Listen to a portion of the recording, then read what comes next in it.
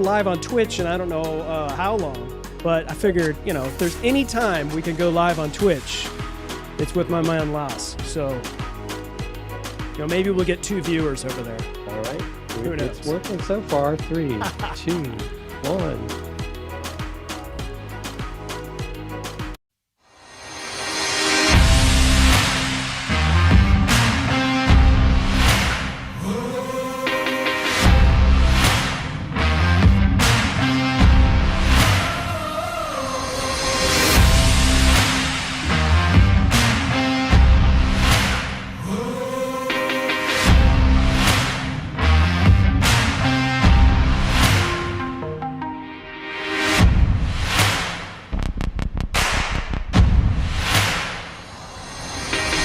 Thanks for having me on, guys. This is awesome.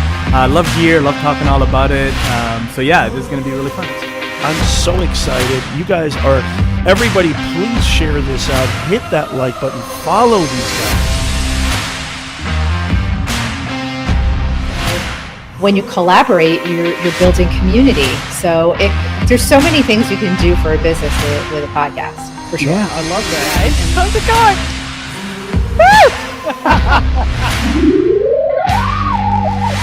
Who was talking to you, Siri? I said the A lady. Ooh, Siri's getting frosty because I'm talking to the A people over here. And she's like, Should I eat this? Yes. Because people really want that kind of conversation and relationship. Yeah, and your show won't be boring. Right. Oh my God, I love you guys. Chris, you're just amazing. Jim, so are you. You guys are the best hosts ever, I think. Just got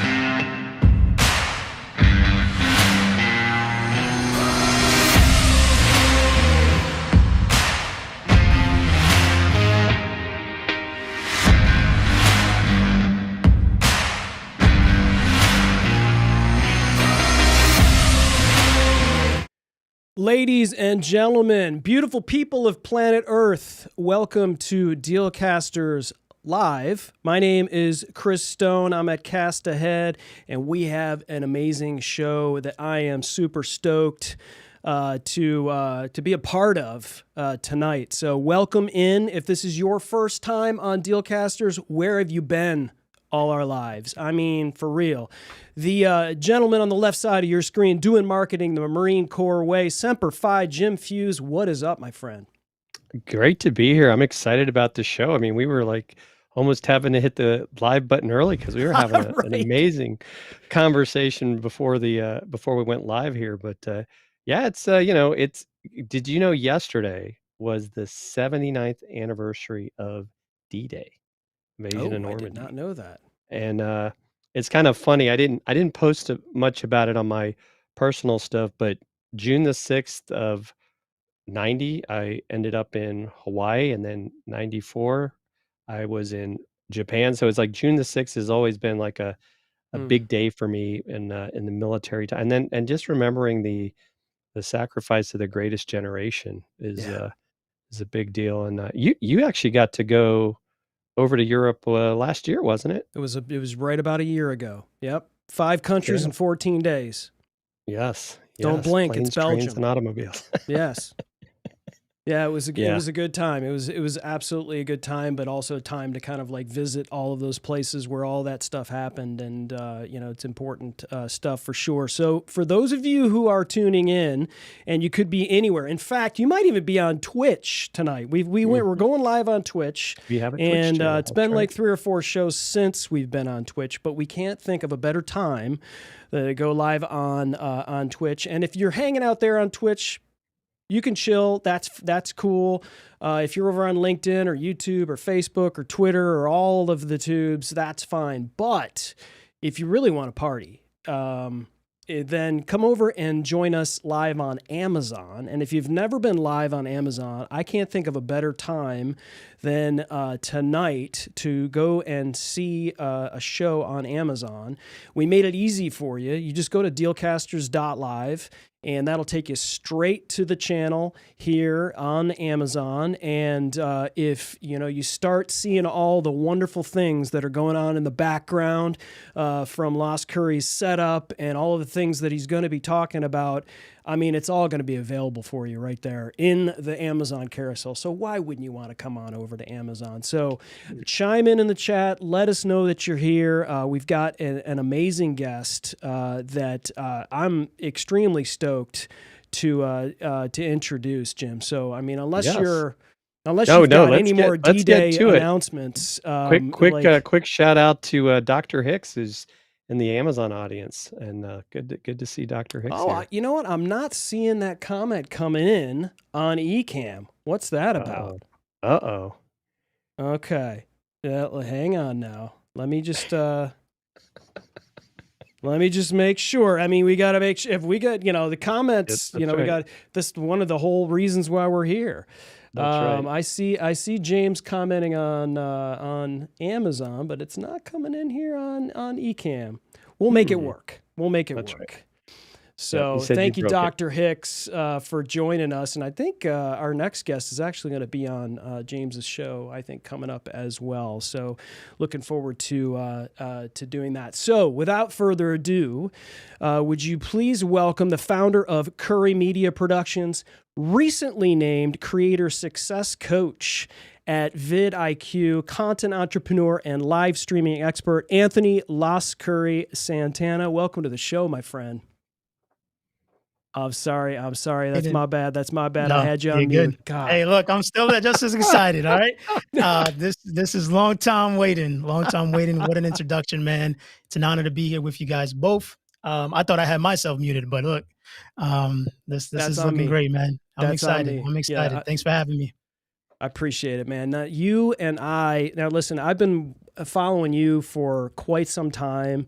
And for those of you who are hidden under a rock and don't know who this gentleman is on the center of your screen, get ready, because you're about to be inspired to not just make a bunch of content, but to live a better life. And you and I connected a number of months ago, Las, and it was about Amazon. And so, we spent some time together on a Zoom call, I believe it was.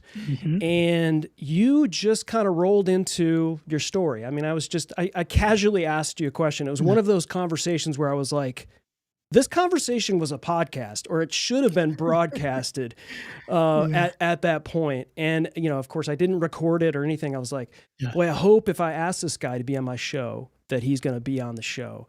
And I would love to just, have you share with our audience why you are in the spot that you're in, because you did not come to your faith and to the business that you're in an ordinary way at all. And I'd love for you to be able to share that with our audience. Yeah, I'd be definitely happy to share. So let's see, how far back do we want to go? So let's talk about back to the journey when this kind of all started 4 years ago. So I was an insurance agent for 9 years, selling all kinds of insurance. So I was in sales and marketing, but I had a passion for gaming. And, gaming was something that would always be my escape to get away just from the everyday kind of things that were happening. And I caught myself playing the game just like, most people would, for tons of hours. And I would see other gamers, just like, man, there's people out there that's actually turning this passion that I have into something that's more meaningful. But I just don't know what that journey looks like or how to even begin that process. So I did what anybody else would probably do and how most of us start our journey, which is just being curious, right? And I began to just use what I call now my second mother, which is Google, to be able to search everything that I possibly can about how this worked.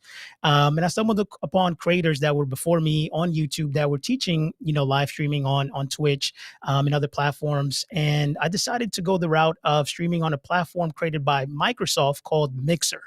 And during that process, there wasn't no content created for that platform. So I decided to, I love teaching and I love learning. So I was like, hey, as I go through this process, I'm just going to document what it is that I'm learning. And I know that I can't depend on Microsoft to promote me. They don't even know who I am. So how can I go ahead and get people to find me? So I leveraged YouTube and I started creating a weekly video on what I learned the prior week.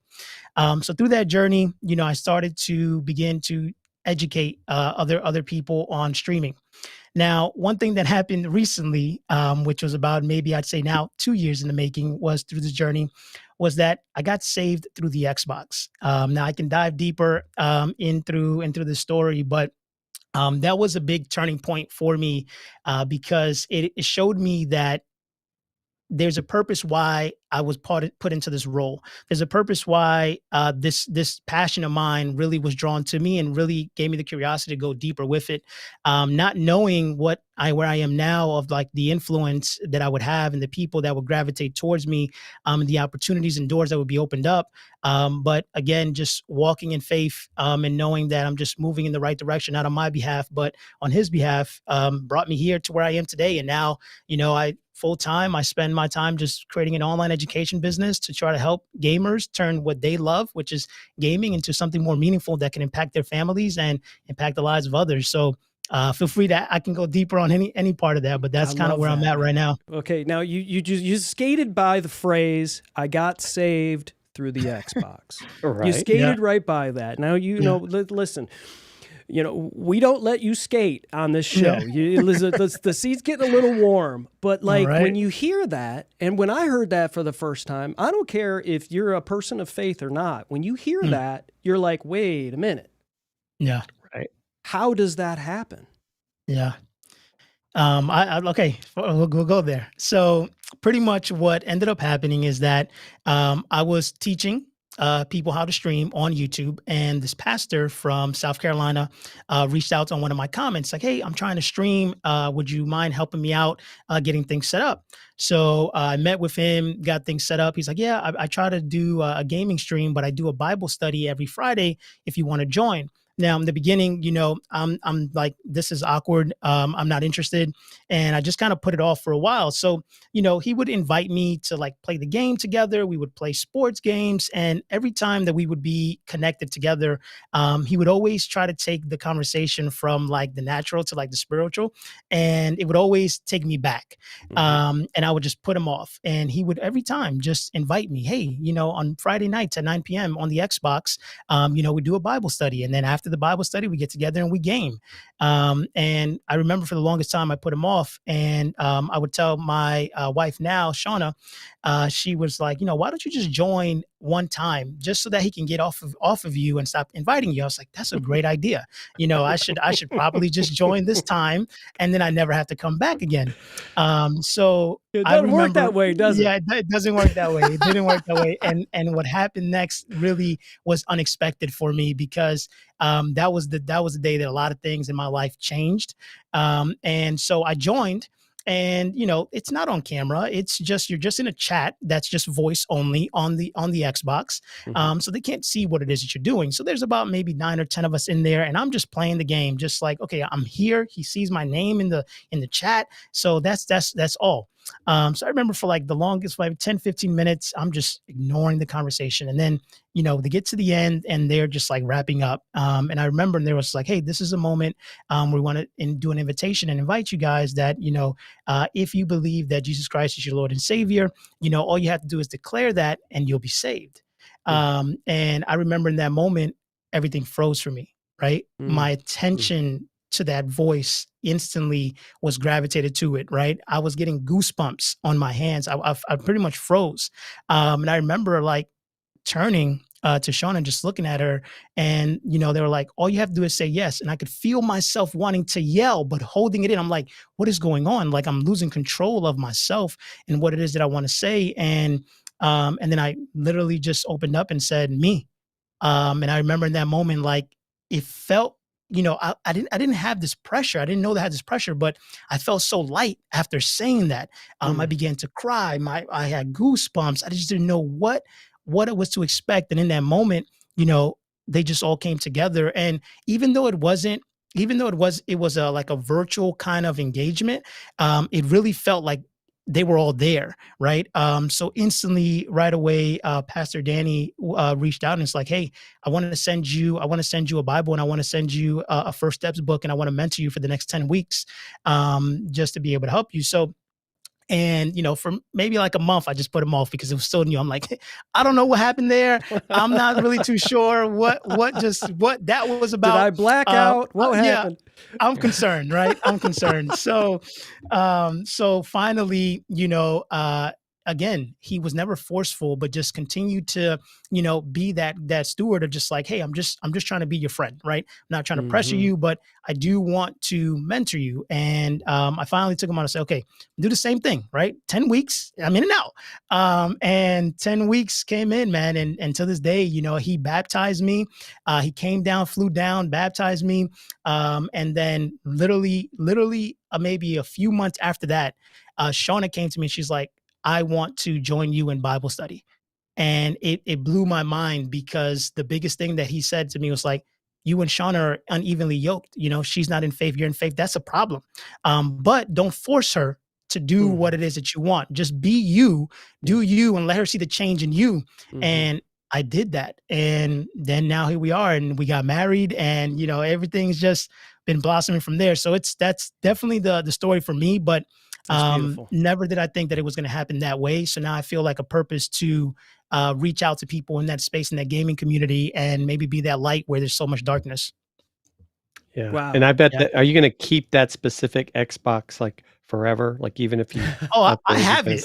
I have it. It's there. Oh, trust me. I have it. And so did that day is just like so ingrained in my mind that even just speaking to you guys right now, like I'm getting hot. Like I just reliving it, to realize that it's just like, it's just crazy the way things just happen, and just the journey that you're able to go on in just a blink of an eye. So yeah. Well, and it to me, what it also just shows is the power of connection. It's the power of what live streaming can do, right? I mean, these are people in different places. It's not like he was down the street from you or you No. had to go to a meeting. And so if you've got an open mind and are willing to learn, I think that thing, and and love what you're starting to do now, right? You're teaching others, you're helping, as Chris and I like to say, helping them solve the problems, making them understand there's more to, life maybe than just playing a game, right? And that there's opportunities where you can actually make positive changes in people's lives. Yeah, I agree 100%. It's an incredible story, and thank you for sharing that. And I think, and we talked a little bit about this as well. Like typically our audience, the people that tune into our show, that listen to the podcast, the people that we talk to, they're entrepreneurs, podcasters, live streamers, and they have a certain, not stereotype, but maybe misconception about the gaming community. And they, whether they think it's just for kids or they don't understand Twitch, or maybe they're just not interested and they're not passionate in playing PS5, or doing, playing video games or whatever. Like that was something where they put quarters in the arcade in 1984 or whatever. And so they don't understand it, don't have a passion for it, or they think it's not for them, and so they don't lean into the fact that there are a ton of really great content entrepreneurs like yourself that sits in the middle of this Venn diagram of the gaming community and the entrepreneur podcast community. There you sit in the middle of this. And so I'll share this with you. One of my biggest clients that I have, he's a keynote speaker, and he's a six-figure keynote speaker. He goes to Abu Dhabi, he goes all over the world, and he speaks in front of thousands and tens of thousands of people. And he's not a very religious man, let's say. He's not typically a man of faith. But he tells me that he, not only every Sunday, but weekly, he studies pastors and preachers because he learns so much from them. And he'll call me because he knows, kind of where I stand. And so he's like, hey, I watch this video from Andy Stanley, or watch this video from Craig Rochelle. You see how he leans into this, and you see how he says this. And I think there's so much that we can learn from other industries, from other people that are doing this right? That are like, I look at your background, I look at your setup, I look Yeah. at the Rode mic that you've got, and Mm. and then I start watching your videos, and it doesn't matter if you're talking about how to set up your account on Kick, or Right. how to set up your microphone. I'm like, how do I do that? How Mm. does he do this? How Mm. does he do that? And so if you're speaking to our audience, where do they start in sort of getting and garnering influence from this community that you're kind of sitting in the center of?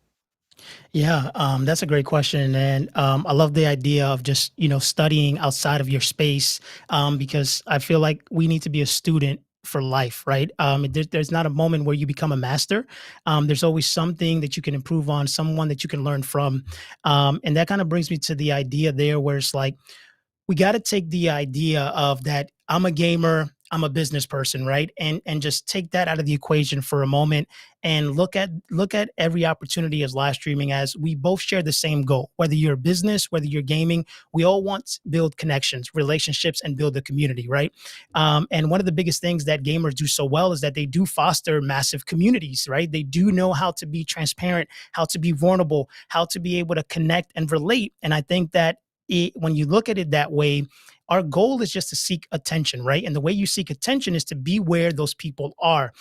So that's why I'm always a big component of not using a platform just because it doesn't make sense, right? Because everyone has different kind of interests, and there's where I may enjoy gaming, I may enjoy sports, I may enjoy politics, but we'll never get to know what somebody truly is interested in if we don't have that conversation. And if you're not on that platform, you're not going to be able to ever meet those kind of people. So I'm constantly always learning from other people, right? And I look at, how are you producing your show? What are you doing? Because at the end of the day, even if it's not being done in the gaming space, it can be something that can be introduced, and could be innovating in a space where that is so used to being inside of a same box, and vice versa, right? People who are doing podcasts, people who are doing live stream, you can be caught up in this box of doing the same thing that everybody else is doing because you're not willing to look outside of that space, because you feel that, oh, it's gaming, I'm not a gamer. But let's look at some of the things that they do to build engagement. How are they getting the chat moving, right? How are they getting people talking? How do they get people to, like, when they go offline, to just seek them on social media and want to comment and follow them everywhere, right?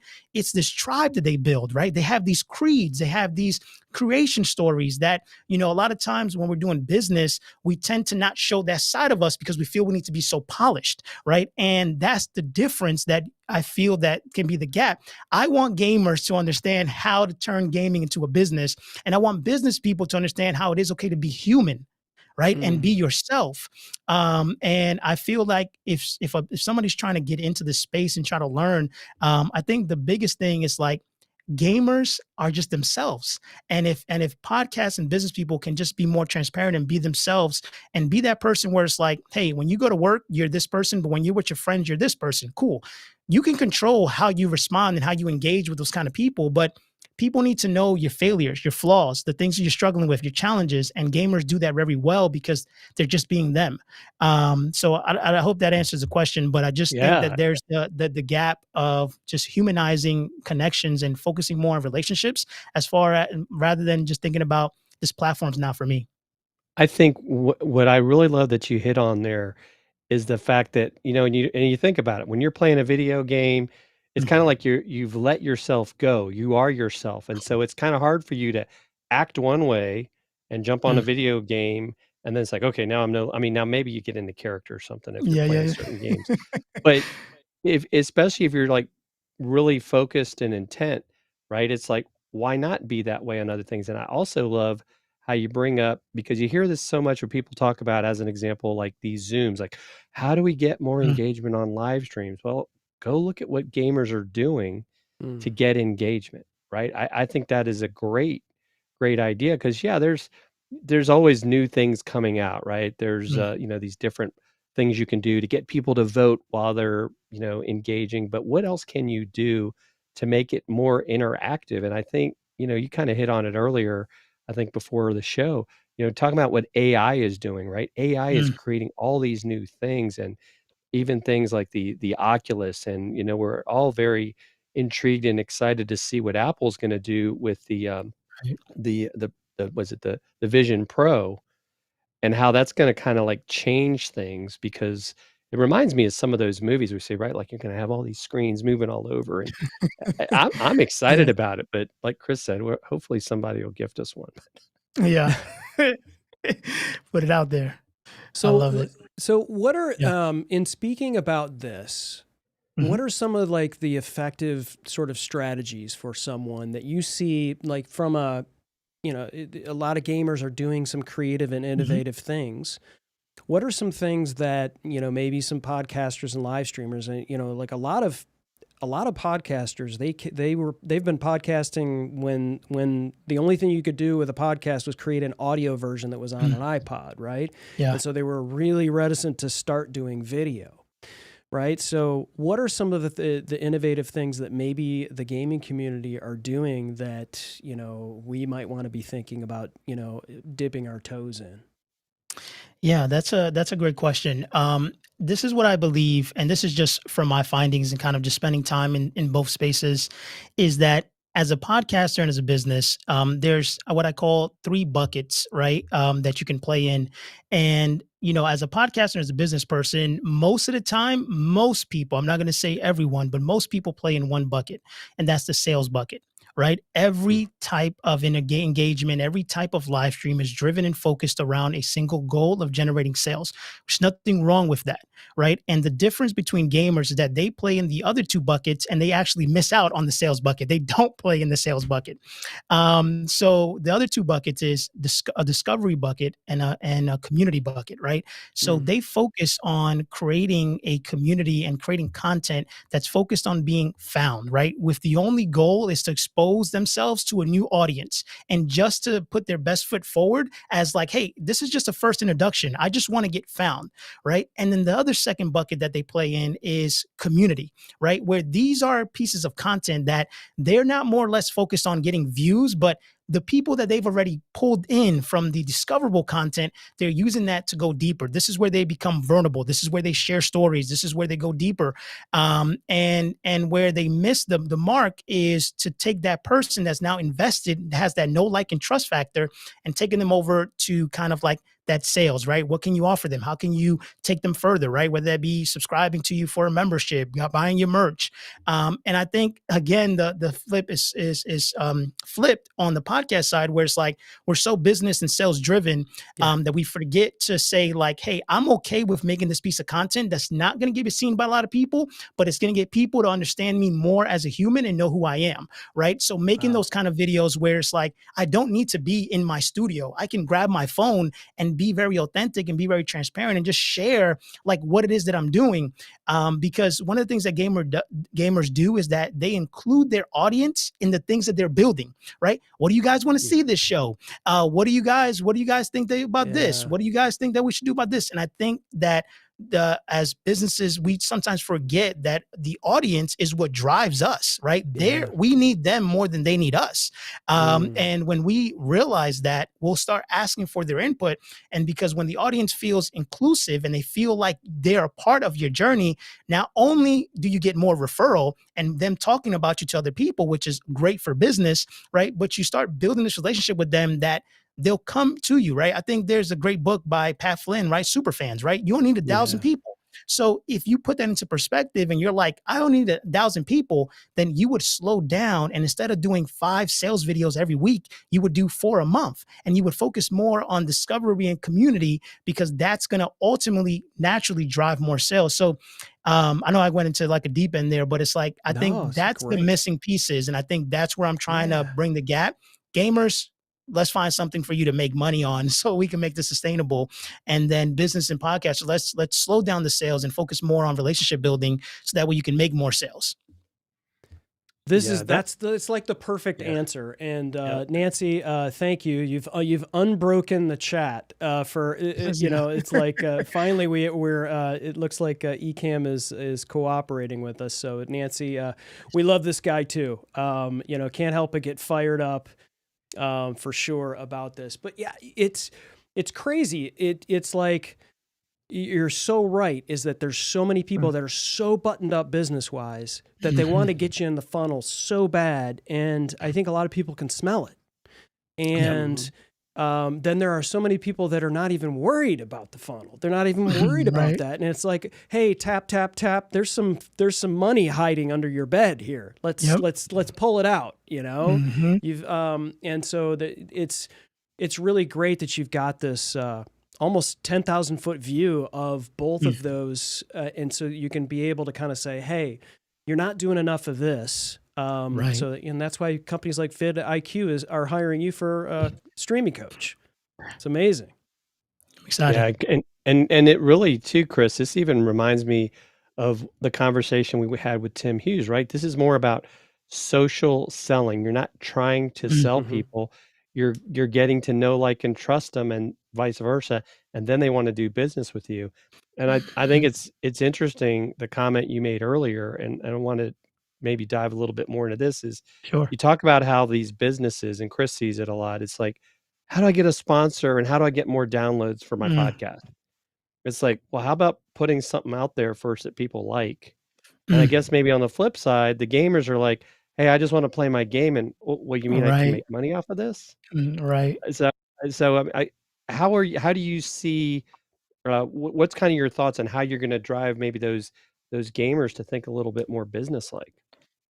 Yeah, it's definitely been the biggest challenge that I've kind of encountered.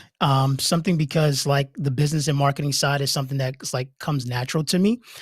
So it's almost like it's common knowledge, but it's very difficult to transition somebody's mind. Especially I remember back for me back in 2014 when, like even though my dad grew up as like an entrepreneur, building for himself, since I was a little kid, just, doing all kind of odd jobs, I still got caught up into, working a job and understanding like that's how you produce and make a living, right?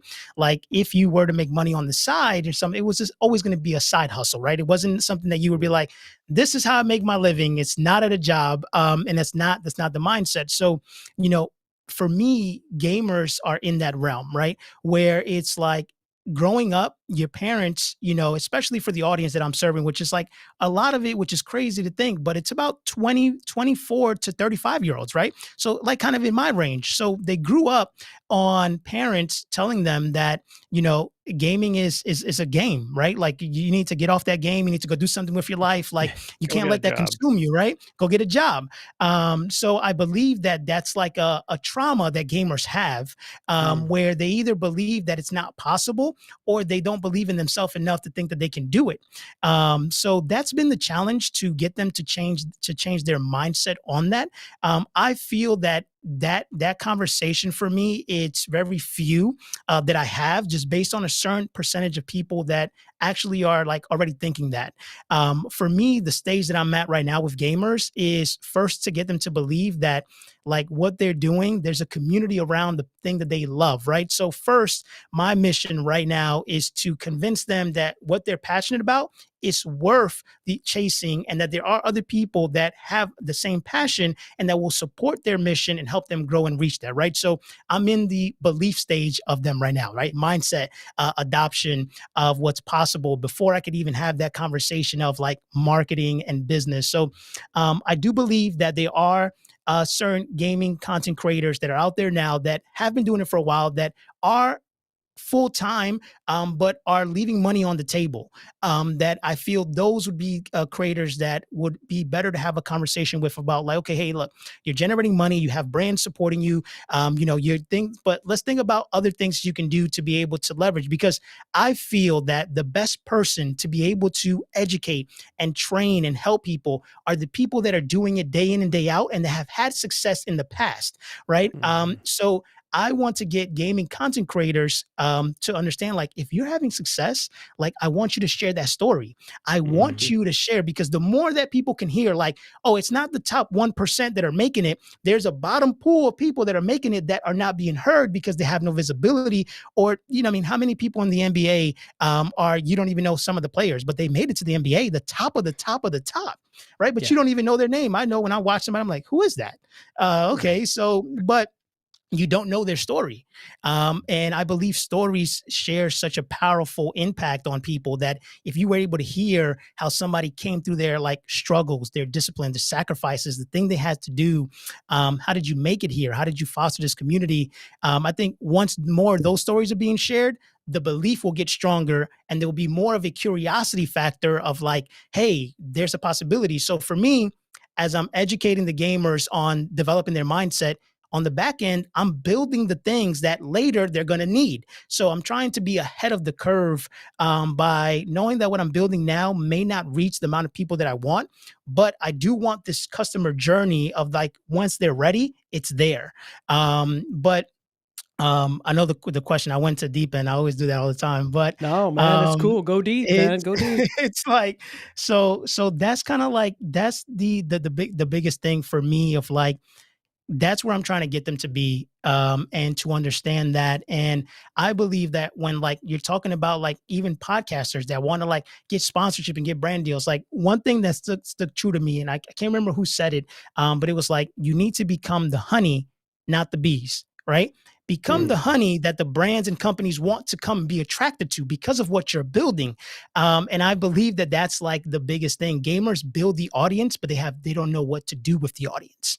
So they have the attention, they have the eyes, and brands want that attention, but you know, inexperience, they don't know how to position themselves, how to attract those, how to have those conversations. So then they become unmarketable in the eyes of a company because they're like, oh, I don't really like the way you're presenting it. I don't like the things you like, you know, there's no structure. So I feel that there's so much that can be learned from both sides, where it's like, if we as business people and brands stop focusing so much on like how much numbers we get, how much sales we get this week. Like, it's important. We want the business to thrive. We want to be able to pay payroll. We want to be able to do so much stuff. But if we were to dedicate more time onto fostering relationships and creating content that's just more about how can I add more value to somebody's life? How can I position what I do here in my company as a solution to the problem that they have, right? As opposed to me selling them, let me get them to think that, hey, my product is the solution. I don't have to sell you, right? Because I understand you so much deeply as a human beyond just demographics, because I think that's where everybody likes to be. Demographics is going to psychographics, right? What does this person like to do offline? What is this person interested in? What are the hobbies? And the more you get to learn that audience, and that's kind of where I'm at in my space, right?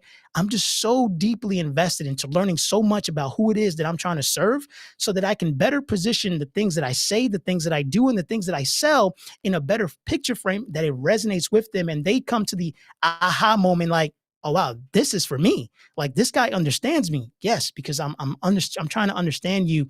And I think that the minute that a creator, regardless if you're in the gaming or a podcaster, you take yourself out of the equation. It's not about you. The minute you can get out of that scenario of like thinking like, oh, it's about me, and you start putting all your energy on the other person on the other side, one person, not many, one person. Who's that one individual that I'm trying to solve, that my business would do the best for? What game am I trying to create? What kind of content am I trying to create is going to serve and make that person either be inspired, entertained, or educated in whatever I'm doing? So I just think that at the end of the day, it all comes down to relationships. And the moment we focus on other people, I think Jim Rohn said it the best, right? The more you help others, the more you get back in return, right? And we just got to serve. And I don't think we do enough of that. We just think about our bank accounts, how many followers, how many subscribers I'm going to get. And I was like that in the beginning. I'm not going to lie. That's probably something that I was super attached to, numbers. Now I look at the data to understand if what I'm creating is resonating so I can better improve and make better decisions. But ultimately, the moment I stopped worrying about like, oh, if I upload this video, it's not getting that many views. I started being more free in my content, and I started being more personable, more authentic, more transparent. And there was a deeper connection. When I stopped and slowed down, it's like, man, I'm creating 3 videos a week, but the minute I create a video, I just move on to the next. I'm never going back and looking at those comments and engaging with people. Like, people are taking their time to write something that was impacting them through the content. So take that conversation deeper. And I think we always keep it surface level. I've now started like DMing people. When they message me, I'll respond back to the comment, but I take it to the DM. Hey, man, where are you at in your journey? How can I help you? Because I'm now so invested in trying to learn who that person is, so that way I can better serve them, because I don't want to serve everyone. I just want to serve the right one. So it's just like it's a journey, it's a challenge, and That I is don't so say I good, got it all man. figured out, but I think that's where our focus needs to be, because we're so focused on like these virtual connections that it's like we Yeah. still need to be personable.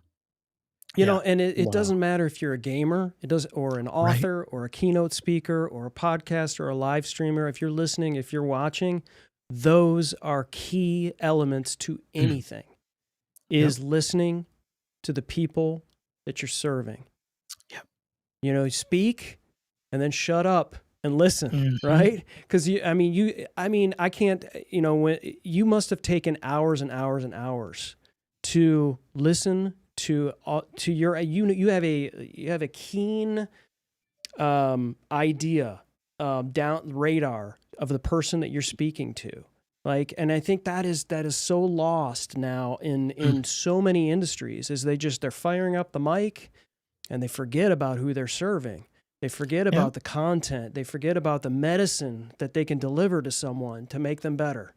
And you have this keen idea. And again, I mean, I keep saying it. It's like, ladies and gentlemen, we can learn from anyone in any industry. And we're dropping, you know, people's names like Jim Rohn and Pat Flynn and, you know, all of these others.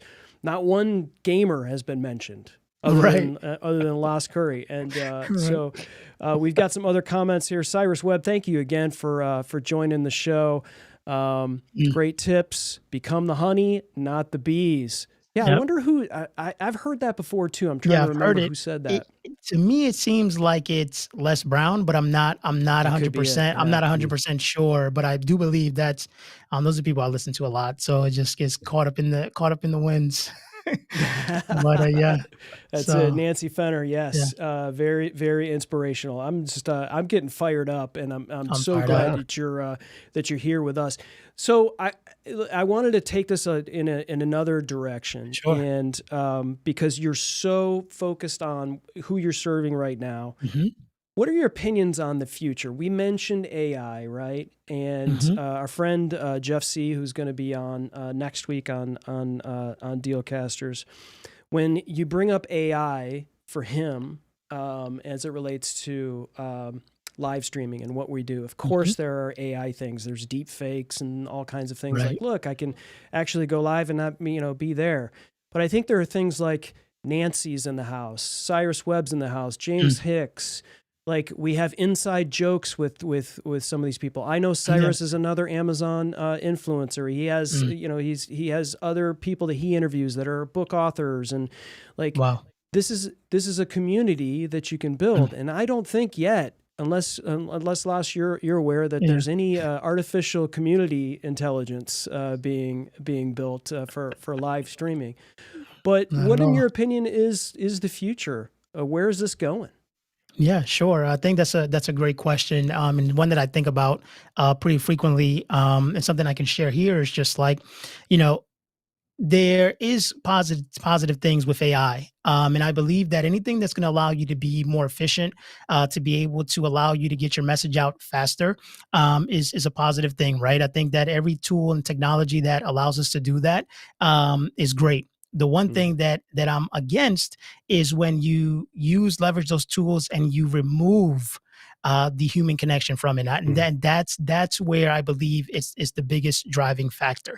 Where it's like, yes, I can use this tool, and I spend every day 5 to 10 minutes trying to learn AI. Why? Because we still have to adapt. We have to understand where these tools are going, and how to be able to leverage them. But again, for me, at the core, it's always going to be the human, right? How can I use this tool to better understand? So like the way I leverage AI, and there's an AI that I utilize pretty frequently. It's called Harpa.ai, is to understand more about my audience, right? Because I don't want to skim through thousands of comments, but that tool allows me to pull up a video, scan the comments, and tell me who's the audience in this video, right? So when you can leverage AI for research, it's like beautiful. So like that's how I'm leveraging it, right? And that's how I'll continue to leverage it until things change. But I am a super believer in AI because it makes you more efficient.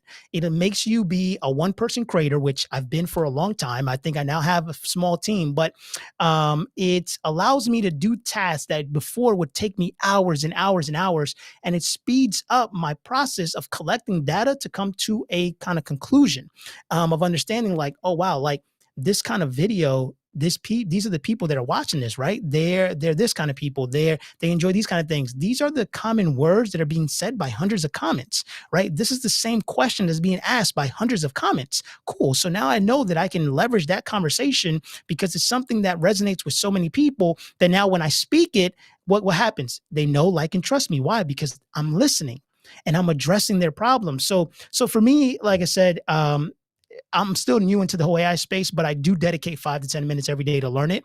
I believe it is positive, but the minute you use it to kind of eliminate, like, having the AI work for you to sell your product or do the things that require like that personal heart emotion, even though AI can do empathy, tell me in a story, and it can do so many things.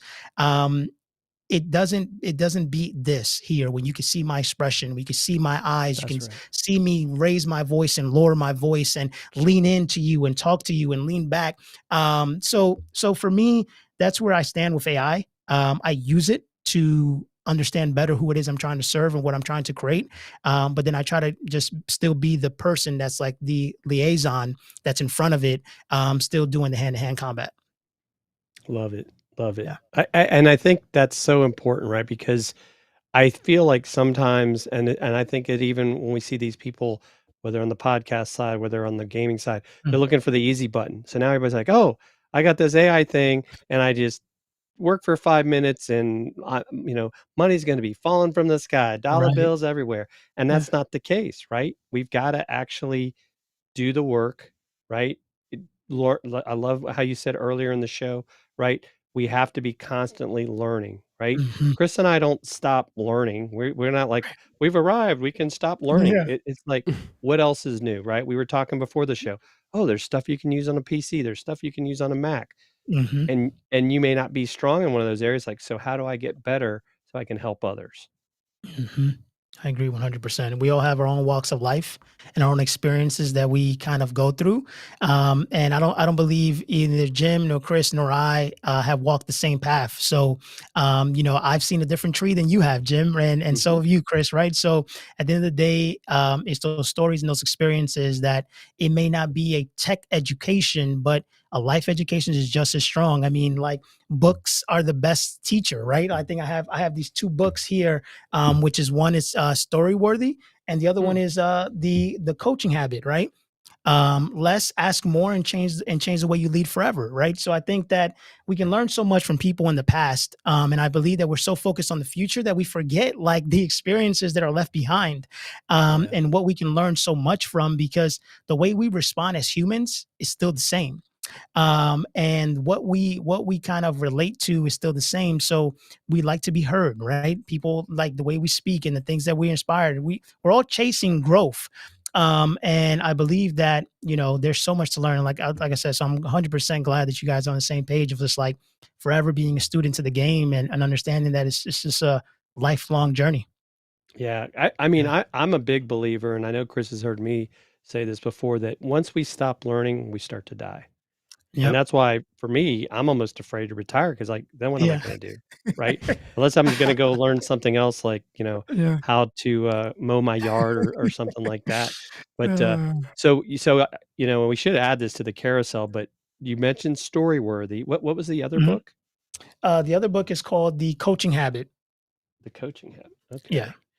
So I'm gonna work on that while Chris talks to you some more here. Other good books. Yeah. So, one of the things that whenever I'm working with podcasters and live streamers, we talk about niche. We talk about niching down. We talk about how important it is to not try to be everything to everyone, but to really, you talked about the superfan concept with Pat Flynn and everything. When you're working with your community, how important is it to be niche? It's extremely important. and especially in the early stages, right? Because I believe that over time, you do have the opportunity to be able to expand and broaden. And I believe that most people, especially gamers or even business people, do it vice versa. They try to go broad, and as they go broad, they try to shrinken up. And it should be the other way around, right? How can I find the small pool of people that are interested in what I'm interested in? And then from those small pool of people, whether it be 2, 3, 4, 5, I say this all the time to gamers, like, don't discredit the 2 viewers that you have on your stream, right? Get to understand, why are these 2 people showing up every time you go live? Why are these 2 people the ones that are liking your Instagram, liking your Twitter? Like, ask them those questions. And I believe that we discredit that because it's not an in-person. And I use this analogy every time. Like, if I put 20 people in here, we're going to be tight. And I think we forget that, like, 20 people, and I believe it was Doc Rock, and I can't remember exactly how he positioned it. But it was just like, the level of people that you have, like, if you have 20 people, that's like a small cafe, and it just increases from there. So it's just like, once you understand that, like, starting small and figuring out what is that problem that person's having, it naturally allows you to expand, right? So I always say, when I'm talking to gamers, it's like, let's first uncover these things, right? The first thing that I said, before you can know what you do, you need to know why you do it, right? So in order for you to know why you do it, you need to know who that person is that you're doing it for. So that's where, like, the first kind of conversation, whenever I do a coaching call, that's like the first thing that I ask. It's like, oh, I love to game. I love to, okay, why? Right. And I dive deep on that why, right? Because the minute you start uncovering, it goes from just like a gaming because I just enjoy it. It's like, no, I want to turn it into something because I want to support my family and have control over my life. Okay, now we're getting somewhere, right? So how can we leverage that? So sometimes, and I think you think about this, right? Companies use MVP product, right? Small test pool, right? Beta groups. Why? Why do companies do beta groups, right? And do a small group before they launch it out to bigger people? Because they need to understand the flaws. They need to understand the struggles, the pain points, what's happening here. Because if 10 people are having the struggle, then 100 people will have those same struggles.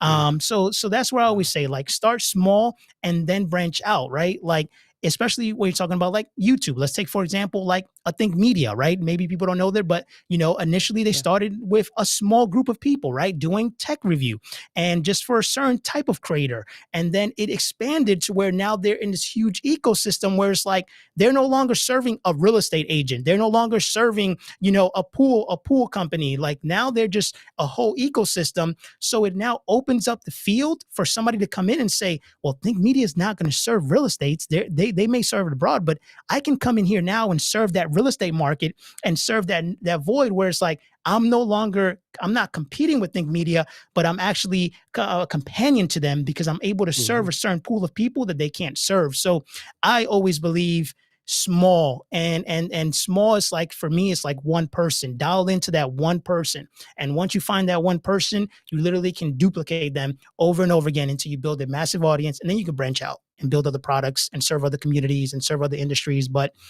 for me, niche is always going to be down, up, as opposed to big and then go small. Yeah. 100%, and it's a good thing that you don't have that many viewers or subscribers when you first start, because you're gonna screw up. It's like Jim and I will go back to our first time we did a show, and it's cringy. It's bad, man. And it's like the first time we did a podcast, and how many times you said whatever, and so we do that because it's like, okay, look where we're at now, okay, and how we grew. And back then there wasn't that many people watching or listening. Right. And they may go back to that. That's okay. We're not gonna take that stuff down. But it's good that you start small, because you need to get the reps in, right? You got to get used to doing what you're doing. You can't just show up with the Rode Pod mic and the amazing background and The TS4 hub that you just bought Right. on Oh, yeah. Amazon, all the stuff we have loaded in the carousel. yeah. And you notice Amazon, I Tons. mentioned that.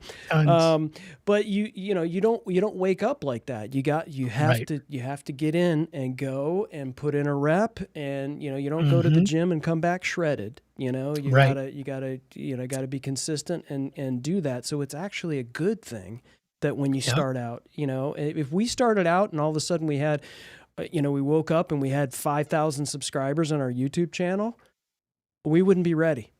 Right. Right. And it wasn't meant to be, you know, so let's just roll with what we got, man. I love this. Yeah. And it's the thing is like in the beginning, you're focusing on quantity because you're learning, just like you said, right? And then as you progress where you guys are now, it's quality because you focus on growth. So, and you know, there's always a conversation of like, you can do both, but in the beginning it's super encouraged to do quantity. So that way you, like you said, just get those bumps out the way. I think the other day I was spending time just, again, just looking through all the videos that I've created on my channel and really trying to understand like, where are people dropping off? Where do I lose people's interest? What are the things that I can do? And it had to go through those moments where it's like, this is like a video 3 years ago. It's very like, I can't watch it. But I need to like look at it. But it's a great, at the same time, you feel embarrassed from looking at it, but it kind of makes you feel to where it's like, wow, like, when I was in that stage, I didn't believe that I can get where I am now, right? I didn't have the confidence that I have now. So you can also leverage that. And a lot of times I use it as a tool. Like when somebody joins my email list, like the first email that I give them, it's like, go and check out the first video that I made. As embarrassing as it is, go look at this first video that I made where I didn't know anything. I just decided to turn the camera on. Like I'm so blown out. Like there's just like so much brightness, the lights, I have a big window. Like it's crazy. But if I didn't start that and I didn't press record and I didn't feel confident to say like, I got something to share, I wouldn't be here with you guys here today. And I believe that a lot of people don't start because they have either imposter syndrome or they feel that they're not perfect enough. When at the end of the day, it's like, if you got a message to share it. As you share it, you'll develop it and people will start to gravitate towards it. And then you'll start to see that like your shakes of being on camera and feeling comfortable will start to dissipate because like it just becomes natural.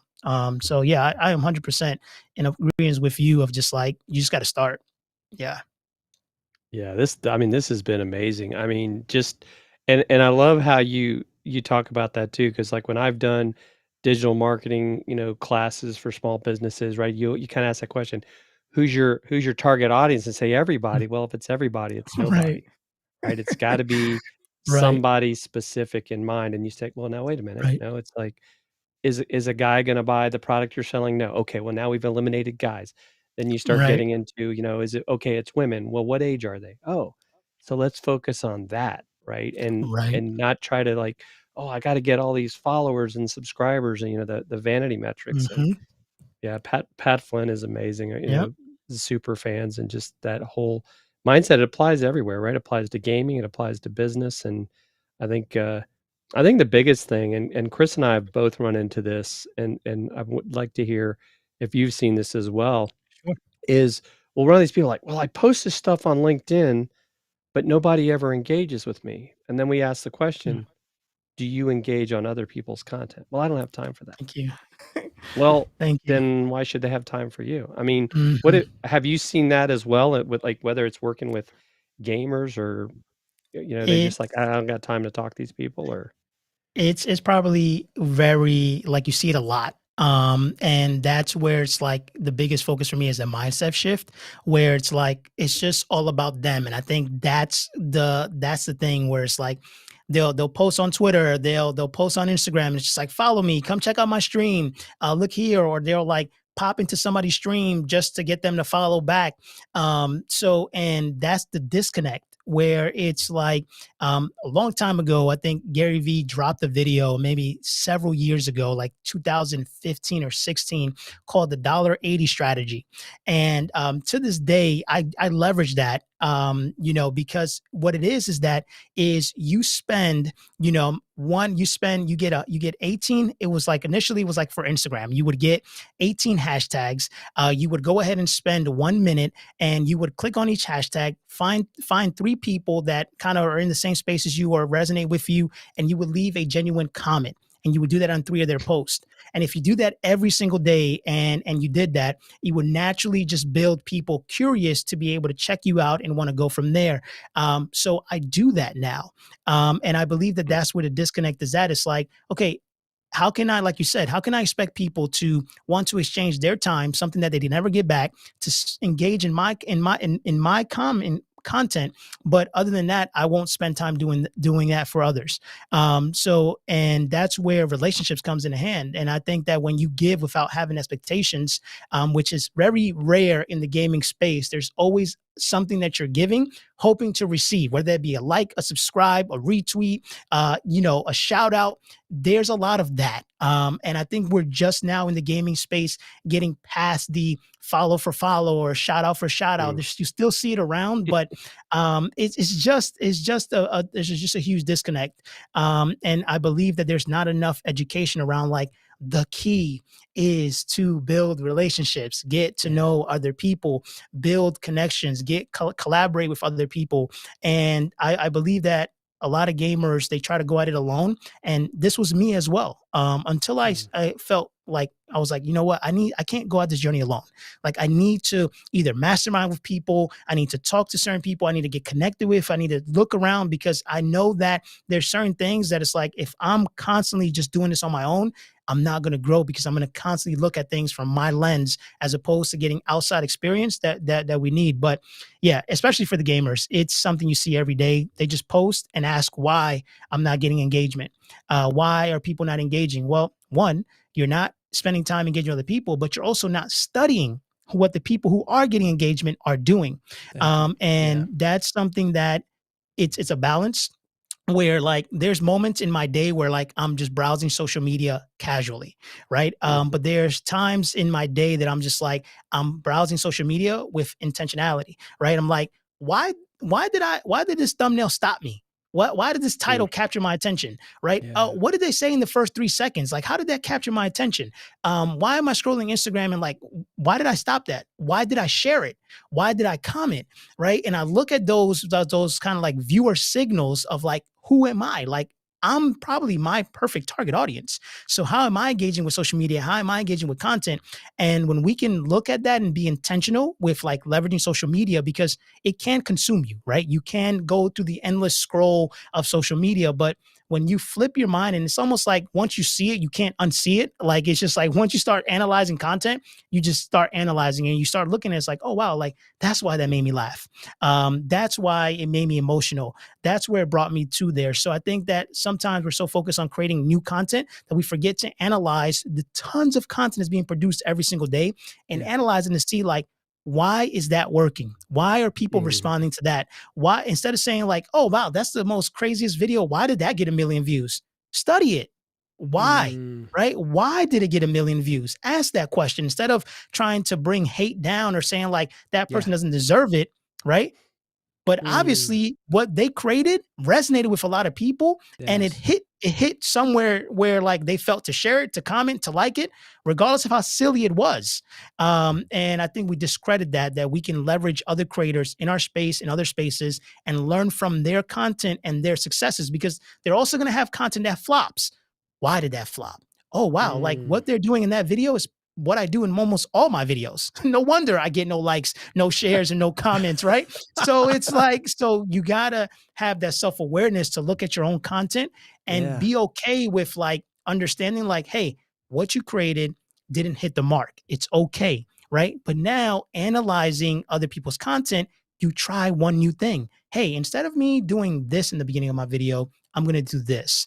Hey, I never asked a question in my content or ask the audience to give me their opinion. Maybe I should try that and I'll get more comments. So I've just been now in this phase of, like, just trying to be a better understanding of how the audience reacts. And I believe that that's the key. I haven't unlocked it, but it's definitely been something that's been true to the top of my mind of, like, I'm growing, but like, could I grow more if I understood who it was that's watching the content? Could I grow more if I knew that certain things that I say in my videos actually get people to go away, right? And then I can remove those things. And then not only do I become a better communicator and a better creator of content, but I'm also giving a better experience to the viewer on the other end to be able to enjoy the content better, because I'm taking the time to realize when they're telling me they jumped off this video, they disliked it, they didn't comment, they watched one video and left, they didn't watch multiple videos.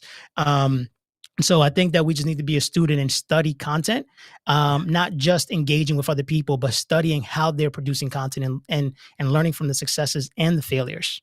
So yeah, I mean, it's curiosity, right? And Right. it's at the core of being a lifelong learner. And it's like, I think to your earlier point, how many times do you look at something and you immediately, I don't want to use the word hate, but you immediately just kind of put shade on it and just kind of like, Right. why does this, and you just sort of like, cause you're thinking, well, I would never do that, instead of going, is there something that's being done here?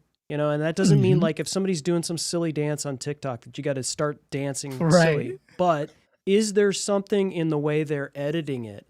Is there something in the sound? Is it being delivered in a certain way that maybe you can take and add to something that you're already doing? Not changing your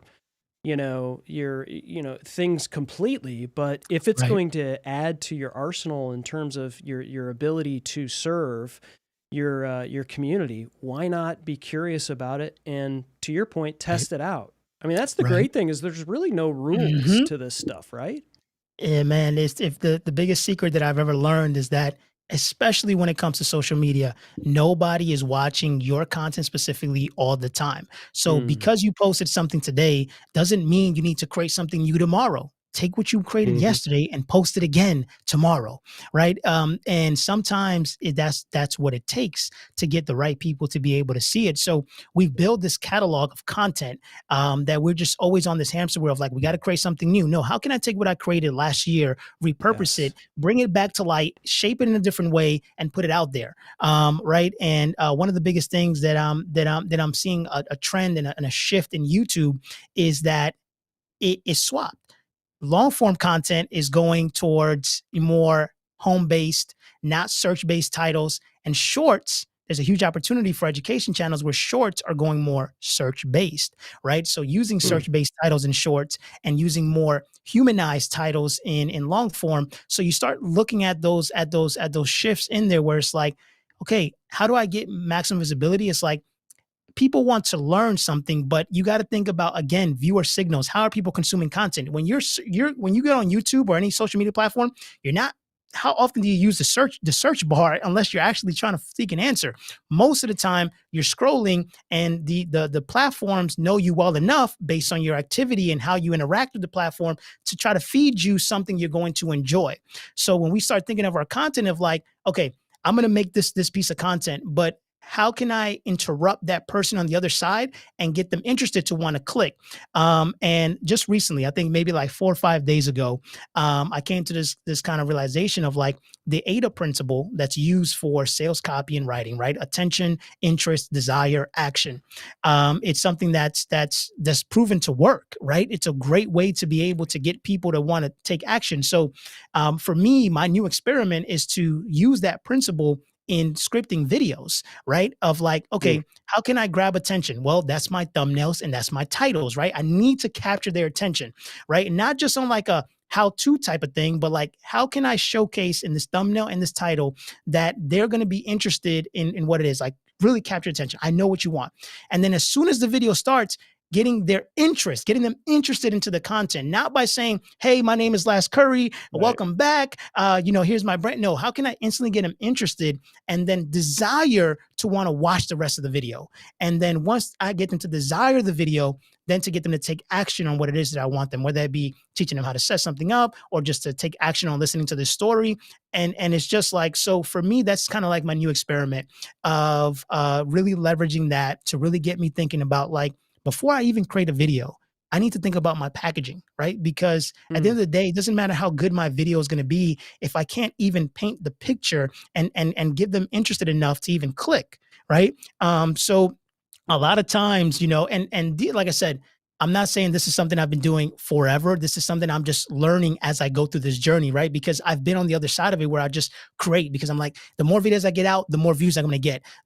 Just need to create, and not thinking about anything and not adapting to consumer behavior and how they were interacting with the platform, right? YouTube used to be heavy search. People still will search, right? But you also think about the viewing behavior. I look at myself. I get on YouTube and I just scroll.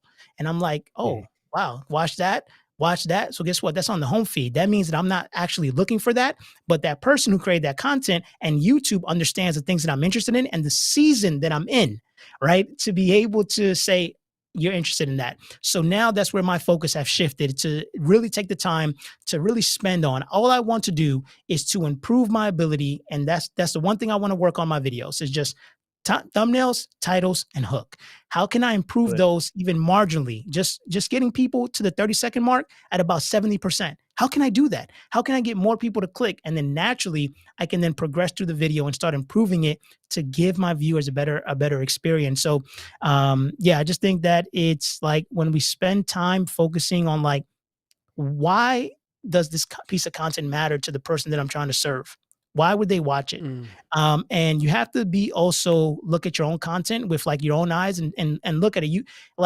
Your content's not always going to be the greatest, right? I always think of us like me looking at my content is like my mom looking at my content, right? It's like, oh, it's great, awesome, right? It's like there's no wrong you can do, right? The gold star, and we have to look at that and say like, let me take a step back and look at this. Would I share this? Would I comment on it? Would I go ahead and watch this all the way through, right? And a lot of times we don't think like that, but it really changes you and how you approach content creation, how you approach like building a community and building a business when you truly, truly try to do everything in your power to understand that other person that's trying to watch that piece of content. And naturally, once you understand them better, your hooks improve, your storytelling improves, the things, and they naturally just progress through your journey of like, man, like this person gets me. I want to check out more of their content. I want to subscribe. Oh, what do they have? What are they offering? Oh, they do coaching. Oh, they have this. And I think we forget that. There's just like we go straight to selling, and it's like, let's first understand like what's the messaging that's going to work best. And I think that now, and I know I'm going crazy long on this, but the biggest thing now is like, if you make content for like Instagram or Shorts or, TikTok, and organically it gets a lot of engagement, it's primed for ads, right? So it becomes a testing ground to be able to understand where it's like, instead of you spending hundreds of dollars on running advertisement on content that you haven't proven, if it does well organically and people are naturally engaging with it and commenting and sharing it, just imagine what the amplification you can do to it once you put it in front of an ad. You've already tested it. It already works. So again, but you can't get there if you don't understand who the viewer is and who that audience you're trying to serve, because you'll never connect that message that's going to hit home and get them to take that next step. So it's ever evolving, but I realize now that it's not about me. And it's not about what I want to create, and it's about who that person is. And that was a hard pill to swallow, because I thought I knew it all. I thought I knew exactly what was needed. And what I thought they needed was completely wrong. And it saved me a lot of time. I wasted a lot of time trying to create something that I thought was needed. And then the minute that I started to listen, it just made the process a lot easier. There was no like pushback. It was like, wow, I needed this. I'm like, yeah, I've been listening. So it's just a great opportunity to just spend more time with your audience and learn who they are. Yeah. And when you're doing this short form video, right? These shorts that are minute or less, and I know Chris has, been doing a really good job, and I'm trying to get as good as him, but I know I never will because I'm a perfectionist. But that whole point of, right, nobody cares who you are. Get to the point. If they want to know who you are, if your content captures them, they're going to go check you out. Then they can go find that the intro video on your channel where you talk about who you are, instead of like feeling like, oh, I gotta say who I am in the first 10 seconds of the 60 or 59 seconds that I have. Right. And by then, like, oh, I don't got time for this. And really the sweet spot is like 34 seconds, right? So it's like if you can, and I believe that it's like, it all based on the type of content you're making, right? Is this piece of content you're creating meant the goal for discovery? Is it meant for community, or is it meant for sales? And I think that once you establish the goals of that piece of content, it makes it easy to understand like how you approach it and how you do it. If it's a discoverable piece of content, it's for people who don't know you. So you really want to make a good impression. So you really want to make sure like it's highly edited, it dives right into the content. But when you go to something more of a community piece, you can be a little bit more laid back, because these are transparent moments. This is where these people know you, and now they just want to get to know you deeper. And then same thing for sales, right?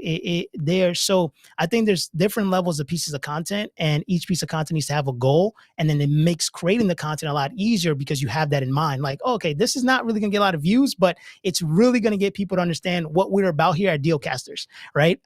Or like, hey, this is not going to get a lot of views, but it's really going to get people to want to head and work with us to do their remote production and to get them to know us. So we're not worried about getting millions of followers, but this video right here is focused on getting us seen by 5,000-10,000 people, because we want to start that new journey again with that new person. So I think that's a big component of it, of understanding like what's the actual goal of the individual content. But yeah, it's you can't really be sharing like who you are, because people don't want to know that unless that's the goal of that piece of content. And that's the crazy thing too, is you mentioned we're remote producers, and the whole reason why we did this show was because we wanted to display that we were remote producers, and then it kind of turned into this thing. But the day I got a call from a now client, and he said, the episode you did, it was episode 38, it was with Kirk Nugent, you guys did this and you pulled in this, I want that, how much?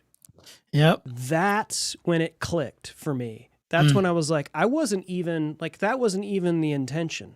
Like, it was just like, okay, we're having this, Kirk Nugent, and I know you've been on his show, and we're going to do this, whatever. We're going to have a conversation. Hopefully it's going to serve our audience. And boom, I get a client out of it. And that's what I think people don't realize. It's like, you don't necessarily have to hard sell. You just have to show up and serve, and that's what you, sir, are doing. And for those that are still hanging out, you're welcome. Yeah. You can enjoy a lot more of LASCurry.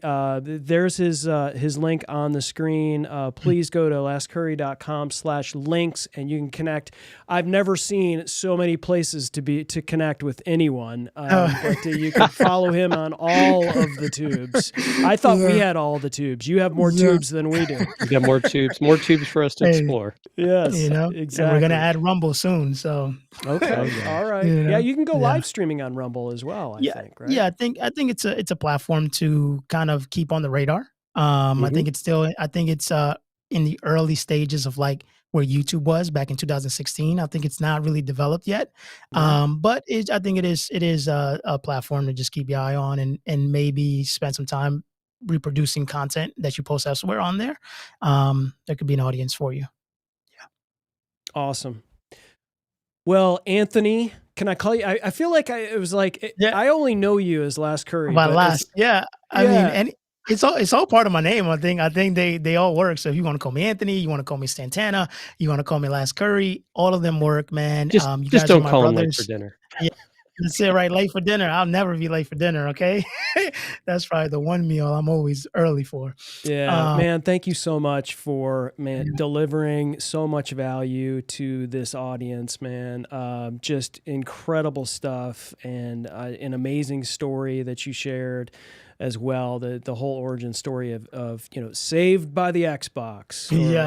Well, not saved by the Xbox, but you know what I mean. Yeah. But and everything about it, and certainly you've made some fans here, Nancy, Cyrus, and others as well. So we appreciate you being here, man. Thank you so much. Man, it's been an honor. This has been something I've been wanting to be a part with you guys and collaborate with you guys so much. Thank you for like expanding my mind just from your questions and the things. You really made me think deeper, even about the things that I'm doing. And I think that's where collaboration comes in hands. So it's been an honor. And I'm just so grateful for this opportunity. Yeah. All right, man. Thank you. And for everyone else, don't fear the gear.